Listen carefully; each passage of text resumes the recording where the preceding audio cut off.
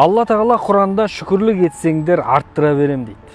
Яғни адамның шүкірлік етуі бұл Алладан келетін байлық пен берекенің көзі мен кілті. Ал шүкір деген сөзді біз бәріміз қолданамыз, бірақ ол Алла алдында шынымен шүкірлікке жата ма? Шүкірлік шариғат бойынша 3 түрлі кезеңмен жүзеге асады екен. Бірінші кезең сіздің басыңыздағы бар жақсылық пен нығмет, байлық, бала-шағаңыздың амандығы, әйеліңіз, атақ-даңқыңыз, қызметіңіз, деніңіздің саулығы, бұның барлығы Алладан деп түсіну. Бірінші кезең осының бәрі Алладан деп түсіну.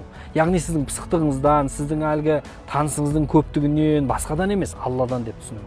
Екінші кезең осының бәрін Алладан болса, осының бәрін берген Алла болса, онда сол Аллаға сөзіңізбен, ісіңізбен мақтау, мадақтар айту. Пайғамбарымыз саллаллаху алейхи вассалам аяғы тілінгенше намаз оқып жатқан кезде Айша анамыз келіп сұрайды: "Я Расулалла, сіздің күнәларыңыз кешіріліп қойған, неге өзінше қинайсыз?" дегенде, пайғамбар саллаллаху алейхи вассалам: "Мен Аллаға шүкірлік етуші болуым керек қой" дейді, сол пайғамбарлық жағдайды берген үшін.